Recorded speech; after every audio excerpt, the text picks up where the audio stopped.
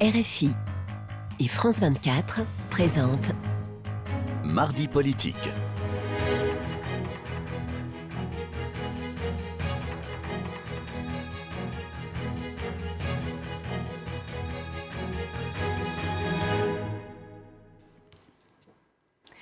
C'est l'heure de Mardi politique jusqu'à 19h sur France 24 et RFI. Bonsoir Véronique Rigolet. Bonsoir. Et ensemble, nous recevons ce soir Malek Bouti. Bonsoir. Bonsoir. Vous êtes député de l'Essonne, membre de la commission de la Défense à l'Assemblée nationale, ancien président de SOS Racisme.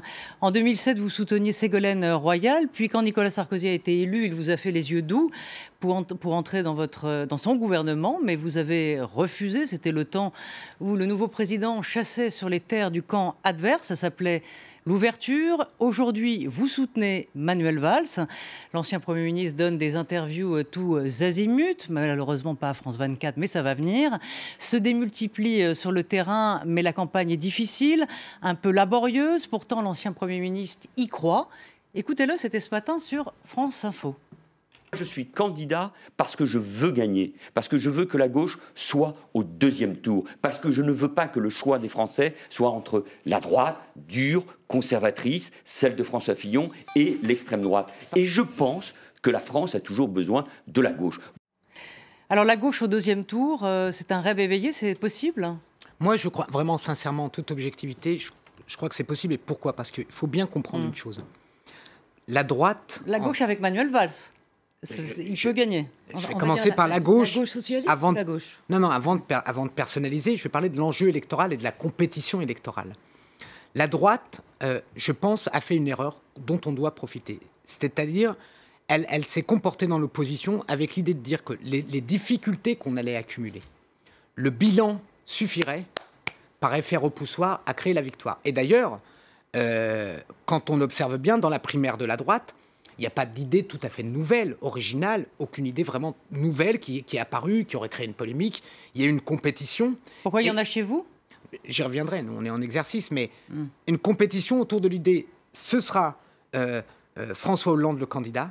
Il est dans des eaux extrêmement basses. Donc l'alternance est acquise. La primaire, celui qui gagnait la primaire était président. Et d'ailleurs, la presse a été à deux doigts, comme beaucoup dans l'opinion publique, se dire « Ah, François Fillon ayant gagné, il a de grandes chances d'être président ». Et quand le président a jeté l'éponge, quand il a décidé de ne pas se présenter, en fait, c'est une nouvelle élection présidentielle. On recommence tout à zéro. Pourquoi ? Parce que d'un certain point de vue, aujourd'hui, c'est un nouveau débat qui commence. Il ne s'agit pas de harceler le président sortant sur son bilan, mais d'avoir une nouvelle candidature en face, qui aurait été désignée aussi par une primaire, autour d'un changement d'époque, autour de nouveaux enjeux. Ce n'est pas un débat de présidentiel sur le passé, mais sur nos choix à venir qui va avoir lieu. Donc, ça donne une chance à la gauche. Je vais être honnête, elle part de loin, elle a plus de difficultés, elle a quand même l'exercice du pouvoir derrière elle. Mais c'est la gauche incarnée par qui dont vous parlez là à l'instant ? Moi, je pense que la logique de ça veut qu'on ait un candidat qui ne soit pas un candidat de rectification, un candidat qui a des bonnes idées, mais un candidat qui peut être un homme d'État. Autrement dit quoi ? Si la gauche pense que cette élection, elle est un sparring partner et qu'elle est là pour témoigner, elle doit choisir un candidat avec des idées originales, un candidat qui peut innover, mais qui ne va pas gagner. Vous décrivez qui, là ? Parce qu'on ne l'a pas encore bien vu, non, mais il y a beaucoup de candidats qui viennent avec des idées. Et heureusement. Je pense que Manuel Valls, il ne vient pas qu'avec des idées. Il vient aussi avec le bilan de François Hollande. Oui, non, mais surtout, il vient avec une chose. Il est le seul à qui on peut confier le bouton nucléaire en France. Je m'excuse. Mais il y a un moment... Pourquoi ? Parce qu'il a été Premier ministre. Oui, parce que vous avez exercé des hautes fonctions. Et ceux qui ne croient pas à cette théorie, ils peuvent aussi observer... Enfin, si on suit votre argument, François Hollande n'aurait jamais été président de la République. Justement, quand vous regardez la difficulté auquel il a été, c'est une des leçons qu'on a tirées. On ne peut pas exercer la fonction de président de la République si vous n'avez pas un minimum d'expérience de l'appareil d'État. Ce n'est pas possible. C'était là. Et oui, donc, mais c'est pourtant la réalité. C'est une des grandes raisons. Ce qui s'est passé. Oui, mais c'est une des grandes raisons de ces difficultés. Bon. On va peut-être évoquer donc l'autre scénario, c'est si la gauche ne gagne pas et vous n'êtes même pas au deuxième tour. Quel avenir pour le PS ? Est-ce que c'est le même schéma qu'en 2002 ? C'est-à-dire que vous tombez en dépression et c'est le no man's land idéologique. Qu'est-ce qui se passe ? Vous remettez les compteurs une fois de plus, ça pour le coup, à zéro ? Je pense et le fameux PS peut mourir. Oui, non. Moi, je pense que ce débat politique sur le PS est mort, il va mourir, il meurt, ou il ressuscite. C'est votre ami qui disait ça. Oui, mais ils sont plusieurs à dire ça. Il ne se passe rien. Je pense que la réalité, elle est un peu grise. C'est-à-dire que le danger ne vient pas du PS aujourd'hui. Le danger vient, je pense, d'une partie de gens qui sont très déçus et qui peuvent... On voit, il y a une génération qui est en train de se dire qu'elle va casser le jouet qui lui a tout donné. Voilà. Quand je vois Ségolène Royal, qui a été candidate du Parti socialiste, qui a participé à une primaire, commencer aujourd'hui à soutenir le jeune Macron, dont il y a 3 ans, elle disait pique-pan ou elle n'en avait rien à faire. Oui. Simplement parce qu'elle se dit maintenant, puisque c'est fini pour moi, c'est fini pour tous les autres. Et vous pensez que c'est ça le sens de la démarche de Ségolène Royal, qu'elle ne peut pas en un sens adhérer aux idées d'Emmanuel Macron? Non, je ne crois pas. La transgression, elle n'est pas portée par Macron aujourd'hui plus que par Valls? Non, je ne crois pas, sincèrement. Donc c'est une démarche négative de... Je ne dis pas que c'est une démarche négative. Ouais. Je dis simplement que j'ai connu Ségolène Royal et a raison, pointant du doigt ceux qui ne jouaient pas la solidarité et qui font toujours leur numéro et qu'elle est tombée dans les mêmes travers. C'est-à-dire quand je vois une série de personnalités, grosso modo, laisser la gauche se dire nous, notre génération c'est fini, il y a des nouvelles... Voilà. Moi, je trouve que Manuel Valls relève le gant, qui prend un risque. Oui. Il sait quand même qu'il allait être la cible de toutes les flèches en rentrant dans cette primaire. Mais je pense que s'il l'emporte, il donne une chance à la gauche. Malek Bouti, justement, sur ce que vous venez de dire et sur le fait qu'effectivement, Ségolène Royal lorgne un peu sur le jeune Macron. Écoutez ce que disait hier sur RFI. C'était l'invité de Frédéric Rivière, hier matin, Luc Carnouvaz, donc sénateur proche de Manuel Valls. Vous allez nous dire si vous êtes d'accord avec lui. On l'écoute. Moi, j'aimerais, très sincèrement, j'ai horreur de la langue de bois, qu'on sorte un peu de l'ambiguïté. J'aimerais connaître la position de Madame Ségolène Royal. J'aimerais connaître la savoir position... qui elle soutient. J'aimerais connaître la position de Stéphane Le Foll. Cette forme soit de mutisme, soit d'ambiguïté nourrit chez notre électorat de gauche quelque chose qui, à mon sens, n'est pas bon, n'est pas sain. Une ambiguïté qui nuit à la gauche ? Parce qu'on voit que Sapin est du côté de Valls, d'autres aussi comme Le Drian, des gros ministres, Cazeneuve du bout des doigts, il s'affiche avec lui. On va être sincère. Objectivement, vous avez beaucoup d'élus qui attendent la fin du premier tour pour s'exprimer. Ben oui. C'est assez naturel. Mais d'abord, c'est assez naturel, mais il y a autre chose. C'est pas le même timing que la primaire de la droite. Il n'y a pas 6 mois. Tout se passe très vite. On va dire qu'elle commence vraiment là depuis le début janvier. 3 débats en une semaine. Et elle sera finie dans une quinzaine de jours. Oui. La deuxième chose, c'est que une primaire de promesses qui a été celle de la droite, puisque tout nouveau, tout beau, c'est facile. Mais une primaire où il faut assumer un certain nombre de dimensions, c'est beaucoup plus difficile. Je vous donne un exemple. Arnaud Montebourg. Arnaud Montebourg, c'est le chantre anti-rigueur maintenant. Il est le candidat de la fiche de paye. Mais il a juste oublié une chose. Il a été au gouvernement dans les périodes où le budget a été le plus rigoureux. C'est-à-dire toutes les coupes sombres, toutes les enjeux budgétaires, le CICE, tout ça, ça a été décidé. Il était là, il était à la table du ministre. Donc il est comptable de cette politique-là aussi ? Pas qu'il est comptable. Il a soutenu et il a été solidaire de ses décisions. C'est clair. Donc, il n'a pas le droit de changer d'avis pour rentrer en campagne. Et bien sûr qu'il a le droit de changer d'avis. Il ne serait pas le seul dans cette campagne de gauche. Il ne serait pas le seul. Il a le droit de changer d'avis. Mais personne ne peut se dire, moi, je suis le chevalier blanc. En fait, j'ai les mains toutes propres. Et regardez, je suis un innocent. Donc, par contre, je vois une autre chose. Je maintiens ce que je dis. Il y a autour de ceux qui attendaient la candidature de François Hollande une sorte de rancœur et qui est en train de créer une drôle d'ambiance. Ce sont des gens qui, par tous les moyens, ciblent Manuel Valls. Je ne comprends pas d'ailleurs pourquoi, parce que c'est le président qui a pris sa décision et Manuel Valls avait été très clair. Il n'aurait pas été candidat. Il n'a pas fait pour le pousser. Non mais attendez. Et vous aussi, vous avez été un premier à dire que vous ne vouliez pas que Hollande soit président. De Manuel Valls, si vous me posez, moi j'étais très clair, je ne voulais pas de François Hollande comme candidat. C'était une catastrophe pour tout le monde. Mais je pense que le président a été libre de son choix. Il a fait son choix. Il a jeté l'éponge. Il n'a pas été poussé. Rien ne le contraignait à jeter l'éponge.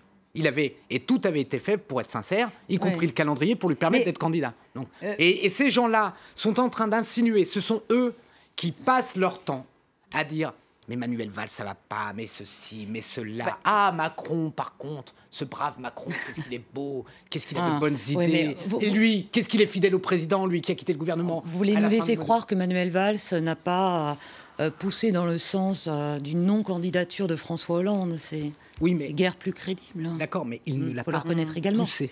Non, le président, en conscience, a pris sa décision. Voilà. Mais qu'il y ait des gens pour lui conseiller que c'était la meilleure chose à faire, Manuel Valls en a fait partie. Sincèrement, ça c'est la politique, c'est normal. Oui, c'est normal, mais c'est quand même pas une trahison de dire que le président n'est pas en situation de se présenter, qu'il y a une alternative qui peut exister. Ça peut l'être vécu visiblement par un certain nombre par ceux qui ont, de par ténors ceux pour qui leur rapport à la politique, c'est la fidélité à un homme, comme ils le disent. Oui, mais moi, je n'ai pas de fidélité à un homme. Pas plus à François Hollande qu'à Manuel Valls. Je soutiens Manuel Valls, pas parce que c'est mon ami, pas parce que c'est une connaissance, et pas parce que je suis valsiste. Je le soutiens parce qu'il a une ligne extrêmement claire sur la République, sur la laïcité, sur la manière dont aujourd'hui on peut aider la gauche à sortir de son impasse idéologique et politique. Justement, parlons quand même tout de même des contradictions de Manuel Valls. Ce qui faisait la force de Manuel Valls, c'est son réformisme, c'est son côté effectivement autoritaire. Et aujourd'hui, il affirme que le 49-3, on lui a imposé. Il entendait par là, bien évidemment, que ce sont ces empêcheurs de tourner en rond qui étaient les frondeurs. Il n'a pas tout à fait tort, mais aujourd'hui, il dit qu'il veut le supprimer. Est-ce que, dans le fond, un Valls qui ne fait pas de Valls, c'est un Valls intéressant ? Peut-être pas, c'est une bonne question.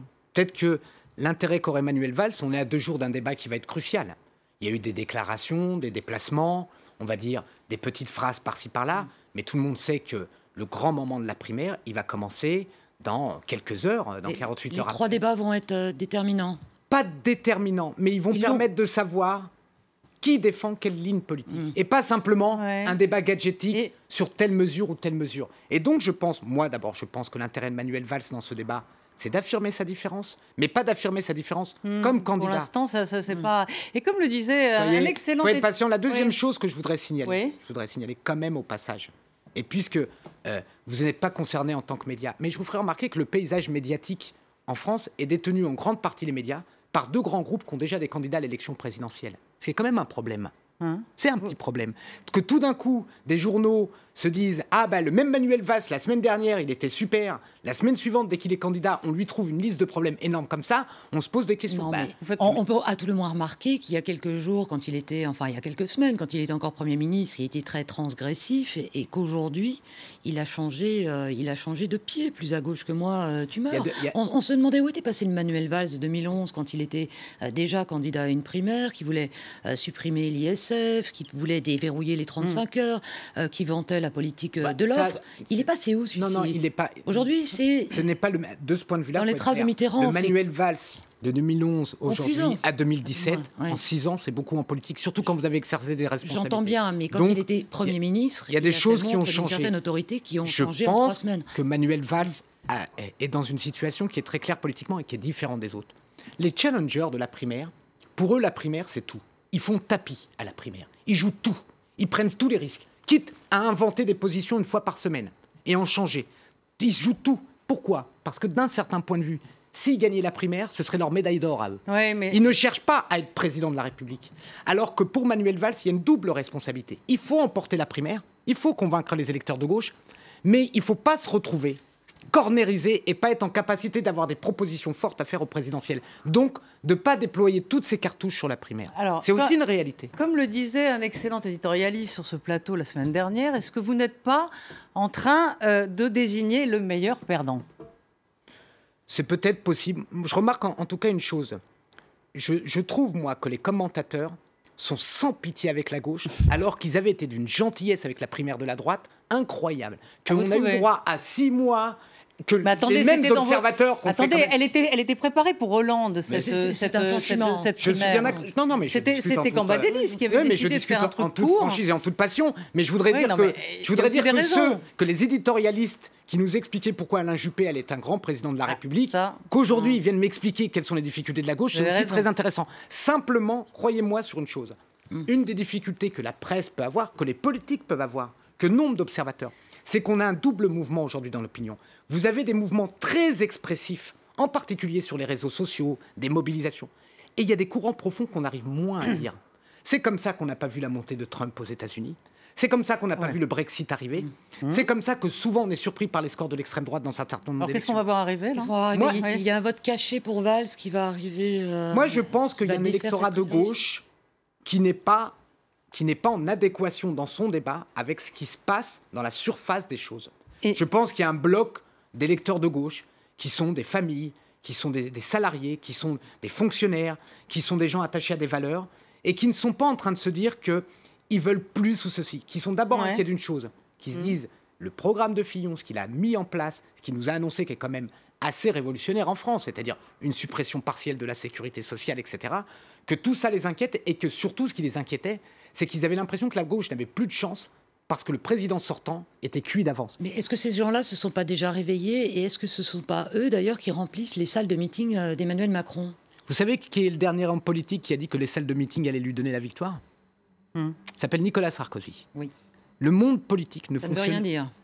Ça peut dire quelque chose. Ça veut dire que 200 personnes à Tourcoing contre 10 000 avec Macron, est-ce que ça montre pas 10 000 à Tourcoing de Macron ? Non, non, c'était à Tourcoing. Donc c'est pas du tout les mêmes opérations. J'ai été militant. Quand vous préparez un meeting central en payant des cars, etc., c'est pas du tout la même chose que vous déplacez à Tourcoing. Et les 200 personnes de Tourcoing, il y en avait en plus, 200 chez Valls. Ils méritent un peu plus. Là, je ne crois pas à ça. Bon. Je ne connais pas les chiffres des meetings qu'avait fait François Fillon dans la primaire, mais il me semble pas que c'était des spectacles sur les lumières. Autre question. Payons Valls, deux républicains de gauche, ils ne sont pas vraiment éloignés l'un de l'autre sur certaines thématiques. On se demande dans le fond... Ah, vous tordez le nez là. Ouais, c'est pas du tout pareil. Non. Enfin, sur les deux républicains... Sur les valeurs républicaines, non. Il y a un grand problème avec les dernières déclarations qu'a fait Vincent Payon, je m'excuse. Ils sont très ambigus. Vous faites référence à ce Vichy, etc.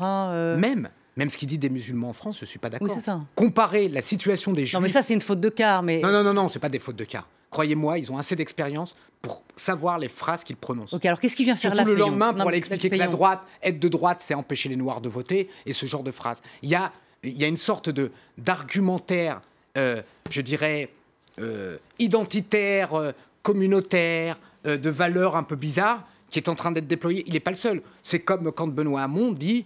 oui, c'est tout à fait normal que des femmes ne rentrent pas dans les cafés. C'est une tradition ouvrière de la gauche. C'est la grande différence entre Valls et ses concurrents sur ces questions communautaristes. Déjà, je vais vous dire, c'est le socle qui est très différent. Et je vais vous dire ce que je pense. Si la gauche, vu tous les événements que traverse le pays, vu l'impact de ces événements, je pense évidemment au terrorisme, au déchirement qu'il y a au sein de notre propre territoire, à la montée des communautarismes.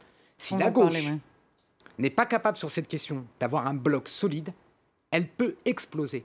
Parce que vous regardez l'histoire politique de la gauche. La gauche n'a jamais été rejetée politiquement dans ce pays sur des questions économiques et sociales. C'est sur des grandes questions. La guerre d'Algérie, la guerre d'Espagne, ce qu'il fallait faire avant la guerre. C'est des grandes questions qui structurent l'identité de la France et des Français. La République est l'enjeu de survie de la gauche. La gauche ne mourra jamais d'un échec économique, mais elle peut mourir d'un échec sur ses valeurs. Visiblement, là, il y a une énorme fracture. Il va y avoir du travail à faire pour relever la gauche. Mais oui, il y a beaucoup de travail. Pourquoi ? Parce que c'est des années de confusionnisme. C'est des années de confusionnisme entre la République, l'autorité. Et ce que Manuel Valls ramène dans le débat, c'est une cohérence, non pas autoritaire. Cohérence, je ne sais pas si c'est le bon mot, mais bon. Non, mais c'est une cohérence pour moi entre une vision d'abord républicaine, puis sur laquelle on peut construire un développement politique. Mais si vous n'avez pas cette base républicaine aujourd'hui, la réalité, c'est qu'on est en train de perdre partout. Partout. Donc, je pense qu'il faut quand même se rendre compte qu'il s'agit là d'un enjeu crucial. Ce n'est pas une petite question à côté. Je veux dire, je vais même vous parler, si on peut aller jusqu'au bout, en dehors des valeurs. Aujourd'hui, dans une stratégie électorale de la gauche, se passer de plus de la moitié de l'électorat, ou en tout cas ne pas envoyer des signes intelligents et forts à l'électorat féminin, qui est un enjeu extrêmement important. Montrer qu'on a un peu dépassé un discours très ancien sur les femmes, ou de considérer qu'il y a des valeurs, oui, effectivement, à défendre. Oui, sinon vous avez perdu les élections. Vous avez perdu les élections. Et il faut retenir de ce qui s'est passé aux États-Unis et l'élection américaine, même si on ne peut pas comparer un continent américain quasiment à un autre. Mais il faut gagner la bataille des idées avant de gagner la bataille électorale. C'est Gramscien. Je trouve qu'un pays qui ne sait pas qui il est, il ne peut pas savoir ce qu'il va faire. Il a besoin de savoir qui il est. La France se pose cette question. Vous avez des définitions ethniques de la France, vous avez des définitions financières de la France. Il faut une définition républicaine. C'est la fin de cette première partie de Mardi Politique. On se retrouve avec Malek Bouti juste après le flash d'information.